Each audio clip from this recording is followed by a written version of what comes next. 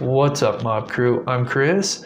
Breaking news, there's a new full medical report that came out of Brian Laundrie that goes over that they found most of his skeletal remains, plus his clothing, and the description on the gun they found, and so much more that I will go over in today's video.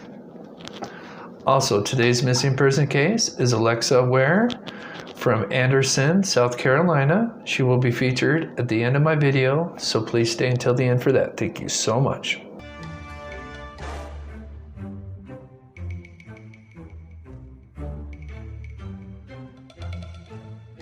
Welcome back to the channel, everybody, where we cover murder, mystery, to the paranormal.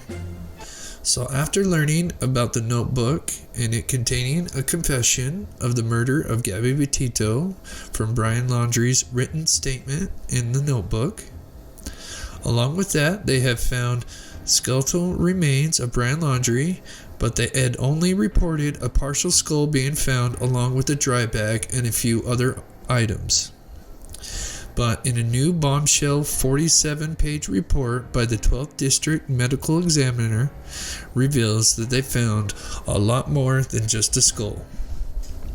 It sounds like they have recovered most of Brian Laundrie's skeletal remains that were found in the Carlton Reserve near the Big Slough Canal. So in this massive report, they talk about how they came across two scenes. The main scene where most of the skeletal remains were found, and a secondary scene where they discovered items like the dry bag and other items. In the main scene, they basically recovered most of Brian Laundrie's skeletal remains like the fibula, tibia, parts of the spine, ribs, partial skull, and just most of Brian Laundrie's remains. Also, they found at the main site was a pair of green shorts, some shoes, a backpack, a ring, and a snub-nose revolver. This revolver was the gun that was used to inflict the fatal wound. The secondary scene contained animal remains, a handwritten half note, and a hat with the logo Moab on it.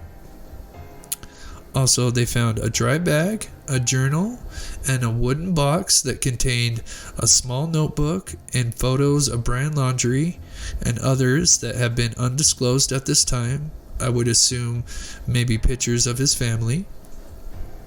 One of the things they mentioned right away is how they said that the scene had previously been underwater and could tell by the ring left on the tree near the scene that this area had been covered with approximately 3 feet of water due to the rainfall in the later month of September 2021.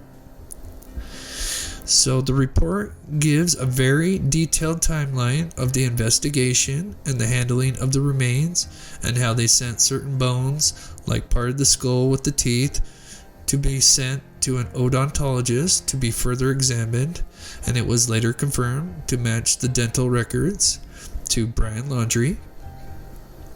They also go over how they found a single projectile near the main scene, which means they found a single bullet which was used by the gun found at the scene, and this gun was evaluated to be a European American Arms 38 Special on the barrel and a .357 Magnum found on the other side of the barrel. It is a Windicator revolver. The cylinder contained 2 live rounds and 1 spent round. As you go further into the report, it really goes into all the exact bones they recovered and during the time they had found them. And overall is very detailed report, which is nice to see since we really haven't had any detailed reports come out in the Gabrielle Petito and Brian Laundrie case other than the Moab report. It also includes how they used 2 sections of the femur bones and a tooth to extract DNA, and that was used to confirm that it is a match for the now deceased Brian Laundrie. They also did a toxicology report, which came up negative for any drugs in his system. The report then shows pictures that were taken at the scene, but they are all redacted in this report that was released. It also states the cause of death, which was gunshot to the head, and also the manner of death, which was self-inflicted.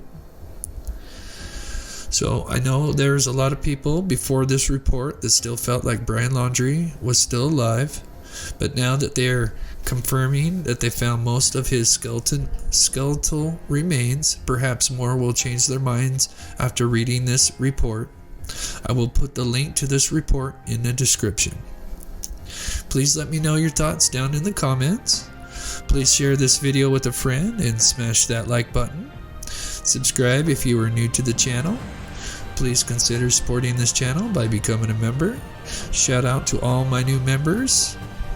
Today's missing person is Alexis Ware from Anderson, South Carolina. She is 29. She just went missing on January 30th. She has brown eyes and black hair, so please take a close look. Please take care of yourself and be sure to tell someone you love them, and I love you all. Thank you.